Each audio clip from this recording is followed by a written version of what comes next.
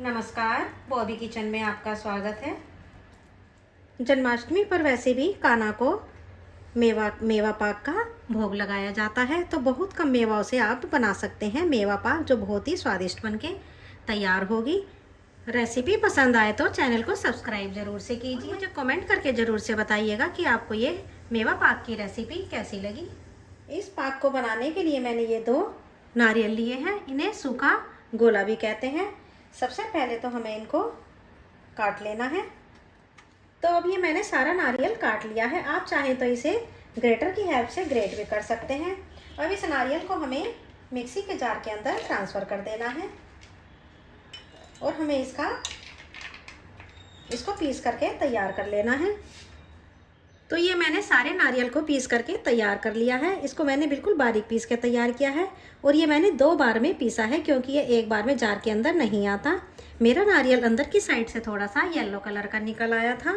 और अब ये मैंने कुछ मखाने लिए हैं।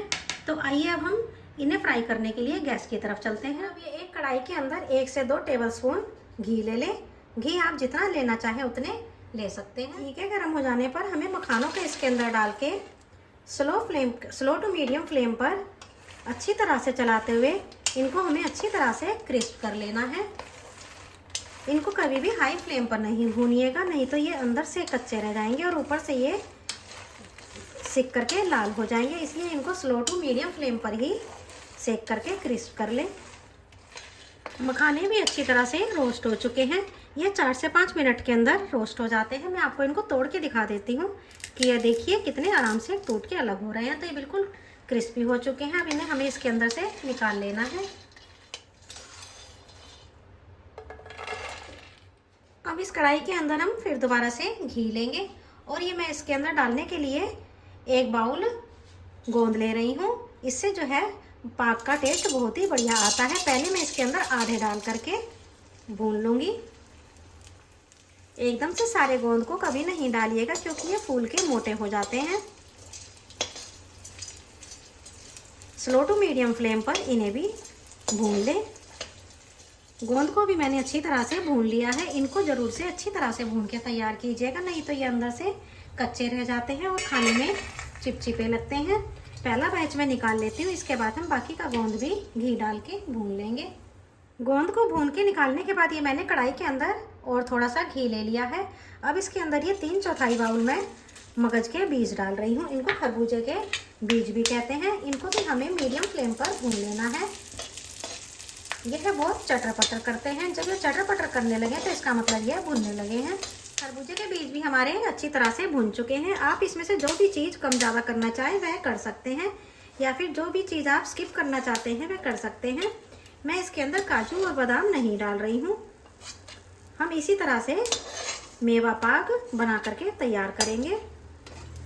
अब सबसे लास्ट में कढ़ाई के अंदर हमें ये जो हमने नारियल को मिक्सी के अंदर पीस लिया है उसको हमें इसके अंदर डाल देना है। आप चाहें तो इसको भूनने से पहले कढ़ाई के अंदर घी डाल सकते हैं, पर मैं इसको बिना घी के ही भून रही हूँ। इसको आपको ज़्यादा नहीं भूनना है, बस 2 से 3 मिनट के लिए इसका मॉइस्चर हमें निकाल लेना है और फ्लेम को मीडियम रखिएगा।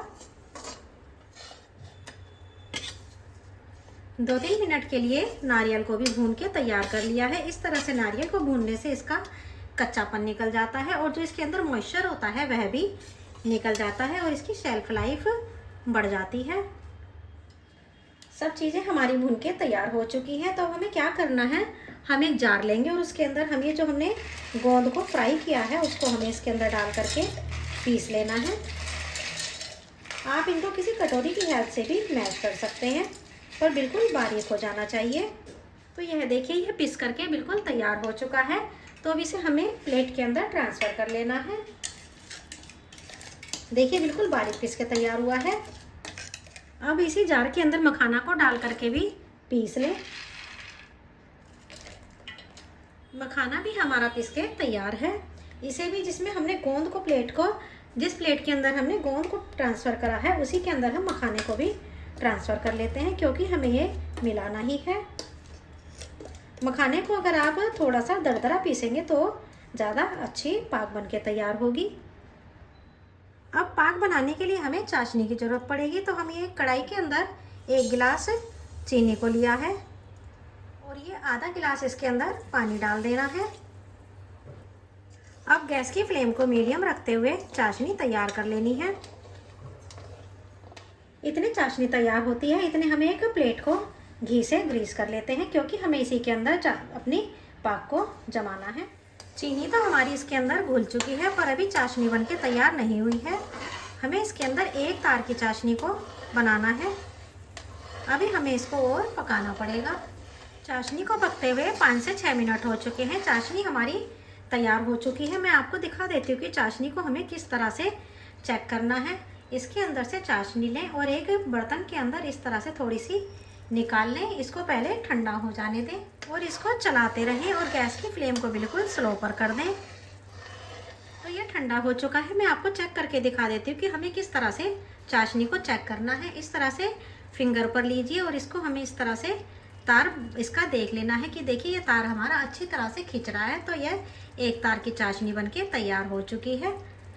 2 तार की चाशनी को नहीं बनाइएगा, क्योंकि जब 2 तार की चाशनी हो जाती है तो वह बिखरने लगती है। हमें इस तरह से 1 तार की चाशनी को तैयार कर लेना है। गैस की फ्लेम को स्लो पर रखें और इसके अंदर जो हमने ड्राई फ्रूट्स को फ्राई करके रखा है उसको हमें इसके अंदर इस तरह से डालते जाना है और इनको मिलाते जाना है। और गैस की फ्लेम को बिल्कुल स्लो पर रखें। अगर बंद कर देंगे तो यह ठंडी हो जाती है और उसके बाद इसके जमने के चांस कम हो जाते हैं। अब इसके अंदर नारियल को भी डाल दें। इसको इस तरह से चलाते रहें।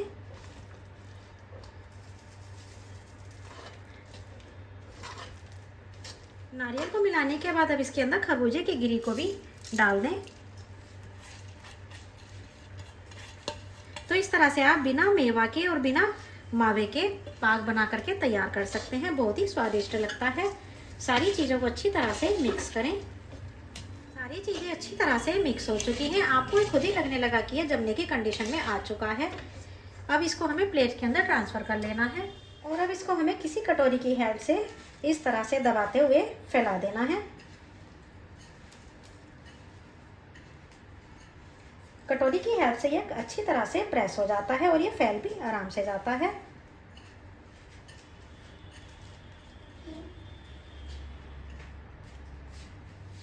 सारा पाक बिल्कुल प्लेन हो चुका है और तो इसको हम आधे से 1 घंटे के लिए ठंडा होना रख देते हैं। 10-15 मिनट हो चुके हैं। अभी हमारा पाक थोड़ा सा गर्म है। हमें इसको गुनगुने में ही काट लेना है। अगर ज़्यादा ठंडा करके काटेंगे तो यह कटने में परेशानी करेगा, इसलिए हम इसको अभी थोड़े से गर्म में ही काट लेना है। रेसिपी पसंद आती है तो चैनल को सब्सक्राइब ज़रूर से कीजिएगा और मुझे कमेंट करके ज़रूर से बताइएगा कि आपको ये मेवा पाक की रेसिपी कैसी लगी। तो ये मैंने इसको दोनों साइड से काट लिया है। अभी इसको हमें ठंडा होने के लिए रख देना है। अब इसको हम इसके अंदर से निकाल लेते हैं। यह पूरी तरह से ठंडी हो चुकी है। इसको निकालने में कुछ भी परेशानी नहीं आएगी। यह पूरी तरह से जम करके तैयार है। तो इस तरह से हम बहुत ही कम मेवा में मेवा पाक बना करके तैयार कर सकते हैं। रेसिपी पसंद आती है तो चैनल को सब्सक्राइब ज़रूर से कीजिएगा। ये लीजिए, हमारी बहुत ही बढ़िया मेवा पाक बनके तैयार हो चुकी है।